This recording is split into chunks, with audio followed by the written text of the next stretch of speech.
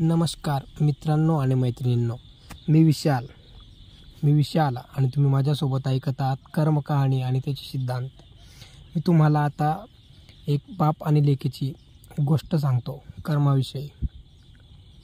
कर्म मृत्यूच्या शय्येवर अखेरच्या घटका मोजत असलेला टॉम स्मिथने आपल्या मुलांना आपल्याजवळ बोलावून घेतले आणि तो त्यांना म्हणाला, बाळांनो, मी आज या जगाचा निरोप घेत आहे, परंतु जाताना मला तुम्हा मुलांना एवढंच सांगायचं आहे की मी आजपर्यंत जसं सरळ मार्गे आयुष्य जगलो तसंच जीवनभर तुम्हीही जगाल तर मला जी मनशांती लाभेल ती तुम्हालाही लाभेल। त्यांची मुलगी सारा म्हणाली, बाबा, आमचं हे दुर्दैव आहे की तुम्ही हे जग सोडून जाताना तुमचं बँक खातं हे पूर्णपणे रिक्त झालेलं आहे। आमच्यासाठी तुम्ही काहीच पैसा शिल्लक ठेवला नाही।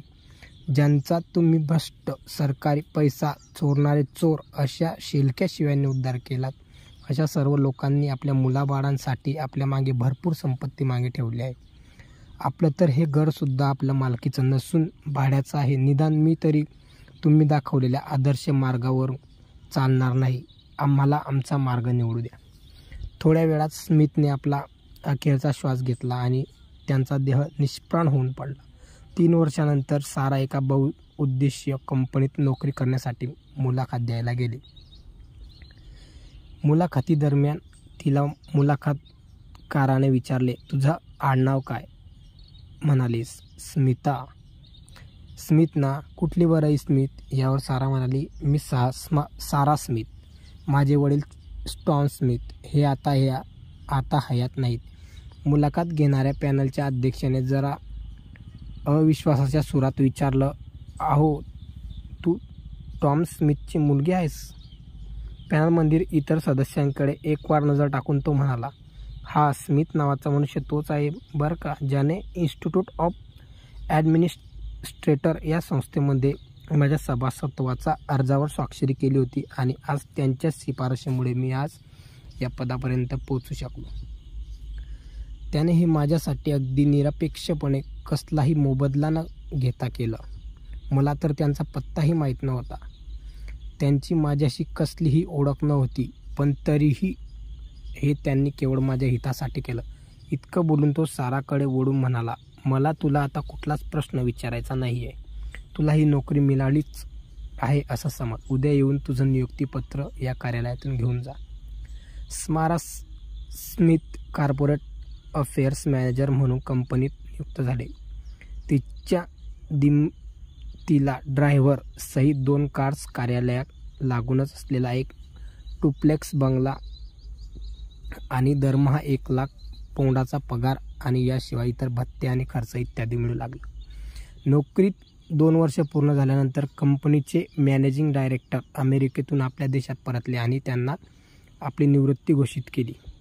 त्यांच्या जागी नवीन नियुक्ती करणं आवश्यक होतं। या जागेसाठी अतिशय विश्वसनीय मनुष्याची आवश्यकता होती आणि या जागेसाठी कंपनीच्या सल्लागारांनी पुन्हा सारा स्मिथच्या नावाला पसंती दिली।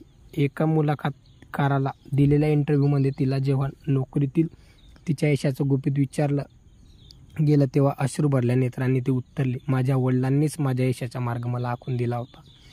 ते जेव्हा स्वर्गवासी झाले तेव्हा मला कळालं की सांपत्तिकदृष्ट्या जरी ते गरीब होते तरी सचोटी, शिस्त आणि प्रामाणिकपणा या गुणांनी ते खूप श्रीमंत होते। आता इतक्या वर्षांनी वडिलांच्या आठवणींनी रडण्या इतके आपण लहान नसून आपल्या डोळ्यात त्यांच्या आठवणीमुळे पाणी का येते?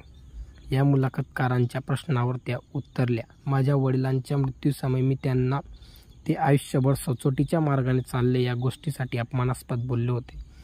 आज मी त्यासाठी त्यांची क्षमा मागते। ते मला त्यांच्या थडग्यातून उठून निश्चित माफ करतील अशी मला आशा आहे। मी आज या पदावर पोचले ते केवळ त्यांच्या पुण्याईमुळे, यात माझं श्रेय काळीचंही नाही। मग शेवटी तिला आणखी एक प्रश्न विचारण्यात आला, मग आपण आपल्या वडिलांनी जो मार्ग आपल्याला आखून दिला आहे त्याच मार्गाचा अनुसरण कराल काय? त्यावर त्या म्हणाल्या, मी आता माझ्या वडिलांना खूप मानते। त्यांचं एक भव्य तैलचित्र मी माझ्या दिवाणखान्याच्या प्रवेशद्वारासमोर लावून ठेवलं आहे। माझ्यापाशी आज जे काही आहे त्यांचं श्रेय भगवंताच्या खालोखाल मी माझ्या वडिलांनाच देते। आपणही टॉम स्मिथ सारखे आहोत का? कीर्तिरूपाने शिल्लक राहता येऊ शकतं, कीर्ती पसरायला आणि कीर्तिरूपाने जिवंत होण्यासाठी वेळ लागतो जरूर, पण त्या रूपाने माणूस अमर होऊन जातो. सचोटी, शिस्त, स्वतःवर ताबा ठेवणं आणि परमेश्वर आपल्याकडे पाहतो याची सदोतीत जाणीव हे गुणच माणसाचं खरं धन आहे, बँक खात्यातील अमाप पैसा नव्हे. आपल्या मुलाबाळांसाठीच हा वारसा ठेवावा. चांगल्या वागणुकीचे आर्थिक मूल्य नसले तरीही वागणुकीत कोट्यावधींची मने जिंकण्याची शक्ती असते याची जाणीव सदैव मनी असू द्या. आपणही या परिवर्तनाचे अग्रदूत बनूया. आपल्याला आयुष्यात जे काही मिळाले ते पचवायला शिका, कारण भोजन जर पचले नाही तर रोग वाढतात, पैसा पचला नाही तर देखावा वाढतो, बातचीत पचली नाही तर चुगली वाढते, प्रशंसा पचली नाही तर अहंकार वाढतो, टीका पचली नाही तर दुश्मनी वाढते, गोपनीयता टिकली नाही तर खतरा वाढतो, दुःख पचले नाही तर निराशा वाढते आणि सुख पचले नाही तर पाप वाढते. संयम हा यश मिळवण्यासाठी लागणारा सर्वात मोठा घटक आहे. समोर अंधार असला तरी त्याच्या पलीकडे प्रकाश आहे हे लक्षात ठेवा. शिक्षण, डिग्री, पैसा यावरून माणूस कधी श्रेष्ठ किंवा मोठा होत नसतो. कष्ट, अनुभव व माणुसकी हेच माणसाचं श्रेष्ठत्व ठरतं. माणसाकडे कपडे स्वच्छ असो वा नसो, पण मन मात्र स्वच्छ असलं पाहिजे, कारण स्वच्छ कपड्यांची स्तुती लोक करतात आणि स्वच्छ मनाची स्तुती परमेश्वर करतो.